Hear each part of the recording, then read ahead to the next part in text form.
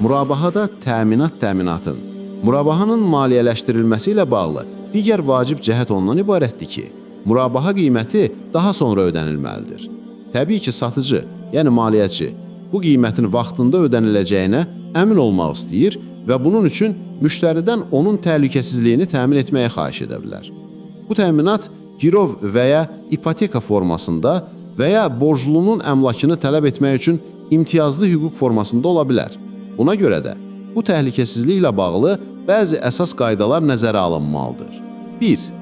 Öhdəlik və ya borcla nəticələnən əməliyyat nəticəsində təminat tələb oluna bilər. Heç bir öhdəliyi və borcu olmayan şəxsdən təminat tələb oluna bilməz. Daha əvvəl izah edildiyi kimi, murabaha maliyyələşdirmə proseduru müxtəlif mərhələlərdə həyata keçirilən müxtəlif əməliyyatları əhatə edir. Prosedurun ilkin mərhələlərində müştərinin heç bir borcu yoxdur. Bu yalnız əmkəyə maliyyəçi tərəfindən ona kreditlə satıldıqdan sonra baş verir və bununla da kreditor borclu münasibətləri qüvvəyə minir. Odur ki, murabaha əməliyyatının düzgün yolu maliyyəçinin malı ödəmək öhdəliyi olan müştəriyə satdıqdan sonra təminat verməsidir ki, o faktiki olaraq borcu öz üzərinə götürür. Müştərinin daha əvvəlki mərhələlərdə təhlükəsizliyi təmin etməsi caizdir. Ancaq murabaha əməliyyatının qiyməti müəyyən edildikdən sonra, əgər təminat maliyyəçinin ixtiyarındadırsa, onunla bağlı risklər maliyyəçinin üzərinə düşür. Yəni, müştəriyə satılmadan əvvəl malda hər hansı bir zədə olarsa, maliyyəçi dəymiş ziyanı ödəməli və murabaha müqaviləsinə xitam verməli və ya yenə də müştəriyə lazım olan malı satmalı, lakin ondan girov qoyulmuş bazar dəyərini ondan çıxmalıdır. 2. Satılan əşyanın satıcı üçün təminat kimi çıxış etməsi caizdir. Bəzi alimlər bu qənaətdədirlər ki, bu yalnız alıcıya çatdırıldıqdan sonra mümkündür, ondan əvvəl deyil. Yəni, alıcı əşyanı satıcıdan fiziki və ya dolayı sahiblikdə almalı və yalnız ondan sonra onu təminat kimi rəsmiləşdirməli, nəticədə təminat alma əməliyyatı alqı-satqı əməliyyatından fərqli olacaqdır. Bu məsələ ilə bağlı materialları tədqiq etdikdən sonra belə nəticəyə gəlmək olar ki, əvvəlki fəqihlər belə şərti yalnız bir dəfəlik satışa münasibətlə qoymuşdurlar, kreditlə satışa münasibətlə deyil. Odur ki, alıcının satılmış əmlakı təminat kimi satıcıya təhvil vermədən əvvəl təhvil verməsini qəbul etməsi vacib deyil. Yeganə tələb odur ki, əmlakin təminat kimi təhvil verildiyi dəqiq vaxt müəyyən edilsin. Çünki həmin andan etibarən əmlak satıcıya əhəmiyyətli dərəcədə fərqli keyfiyyətdə məxsus olacaq və bu, aydın şəkildə göstərilməlidir. Məsələn, A şəxsi avtomobili 1 yanvanda B şəxsinə 500.000 rupiyaya satır, 30 iyunda ödənilməlidir. A şəxsi B şəxsindən qarşıdakı ödəniş üçün təminat verməsini xahiş edir. B şəxsi hələ də avtomobilə sahiblik etmir və A şəxsinə 1 yanvarda avtomobili təminat kimi qəbul etməyi təklif edir. 1 yanvara kimi avtomobil təmir oluna bilməyəcək qədər zədələnərsə, satış dayandırılacaq və B şəxsi heç nə ödəməli olmayacaq.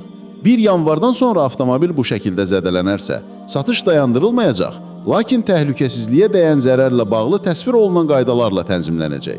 Hənəfi fəqihlərinə görə, bu halda satıcı avtomobilin bazar qiyməti və ya razılaşılmış satış qiymətinə qədər itkisini öz üzərinə götürməlidir ki, bu az ola bilər. Beləliklə, avtomobilin bazar qiyməti 450.000 rupiya idisə, satıcı yalnız razılaşılmış satış qiymətinin qalan hissəsini, yəni bu nümunədə 50.000 rupiyeni tələb edə bilər. Əgər avtomobilin bazar qiyməti 500.000 rupiya və daha çox idisə, alıcıya qarşı heç bir pul tələbi irəli sürülə bilməz. Hənəfi məzhəbinin mövqeyidir bu. Şafii və Həmbəli fəqihləri bu qənaətdədir ki, əgər avtomobil girov götürənin səhləkçiliyinə görə xərab olmuşsa, o bazar qiymətlərinə uyğun olaraq zərəri öz üzərinə götürəcək, lakin əgər avtomobil onun tərəfindən heç bir günah olmadan xərab olsa, ona görə məsuliyyət daşımayacaq, zərəri alıcı ödəyəcək və bütün qiyməti ödəməlidir. Bu misallardan aydın olur ki, avtomobilin satıcı kimi sahibliyi girov saxlayan kimi mülkiyyət hüququndan fərqli hüquqi mahiyyət və nəticələrə malikdir və buna görə də satıcının girov saxlayan kimi çevrildiyi məqamın dəqiq müəyyən edilməsi zəruridir. Əks halda müxtəlif hüquqi keyfiyyətlər qarışacaq ki, bu da çoxsaylı mübahisələrə və təhlükəsizliyin etibarsızlığına səbəb ola bilər. Mürabahada zəmanət. Mürabaha maliyyələşdirməsində satıcı həmçinin alıcıdan, yəni müştəridən, üçüncü tərəf zəmanəti verməsini tələb edə bilər. Müştəri ödənişi vaxtında yerinə yetirmədikdə, satıcı zaminə qarşı iddia qaldıra bilər. O zaman zəmanət verdiyi məbləğin qaytarılmasına cavabdeh olacaq. Zəmanətlərlə bağlı şəriət hökmləri İslam hüququ kitablarında geniş şəkildə müzakirə olunur. Bununla belə, biz İslam bankçılığı kontekstində xüsusilə vacib olan iki əsas məqama diqqət yetirəcəyik. Müasir kommersiya praktikasında zamin bir qayda olaraq borcalandan müəyyən ödəniş almadan zəmanət vermir. Fiqh üzrə klassik əsərlər faktiki olaraq yekdil rəyə şəhadət verir. Zəmanətlər könüllüdür və borcalandan heç bir ödəniş tələb oluna bilməz. Zəmanətçinin tələb edə biləcəyi maksimum məbləğ zəmanətin icrası ilə bağlı xərclərin ödənilməsidir. Lakin zəmanətin özü ödənişlə təmin edilə bilməz. Bu qadağandır, çünki başqa şəxsə borc verən şəxsin bunun üçün haqq tələb etmək hüququ yoxdur. Belə bir hərəkət haram sələmlik anlayışına aiddir. Zamin ümumiyyətlə pul vermədiyi üçün bu qadağana tamamilə tabedir.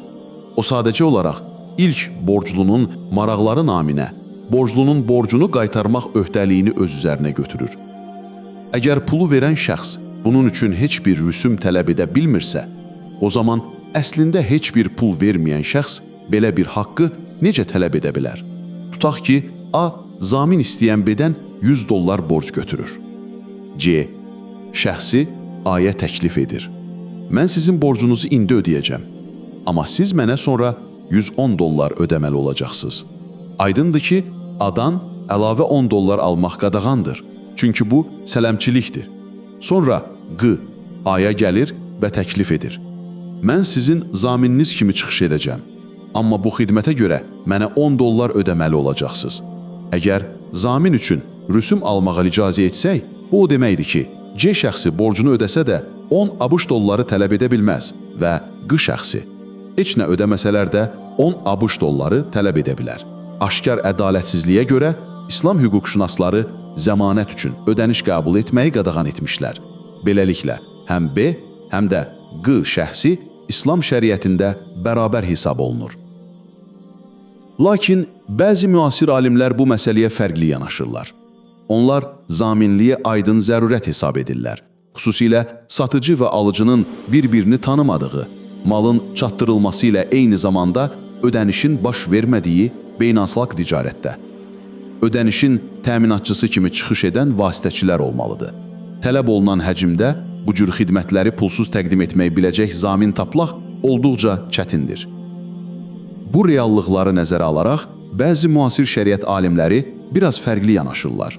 Onlar iddia edirlər ki, ödənişli zəmanətin qadağan edilməsi Quran-ı Kərimin və ya Peyğəmbərin Allahın ona səlavat və səlamı olsun sünnəsinin heç bir xüsusi göstərişinə əsaslanmır. Nəticələrindən biri kimi sələmin haram olmasından çıxarılmışdır. Üstəlik, keçmişdə zəmanət çox sadə xarakter daşıyırdı. Müasir biznes mühitində zaminlər əhəmiyyətli miqdarda təhlil və sənədləşmə tələb edirlər. Ona görə də onlar hesab edirlər ki, zəmanətlər üçün rüsumların qadağasına bu prizmadan yenidən baxılmalıdır. Bu məsələ əlavə araşdırma tələbidir və alimlər tərəfindən bircə həll edilməlidir. Bununla belə, dəqiq qayda müəyyən edilənə qədər zəmanətlər üçün rüsumlar İslam maliyyə institutları tərəfindən tutula bilməz. Yeganə həlli yolu zəmanətin verilməsi ilə bağlı xərclər üçün haqq almaqdır.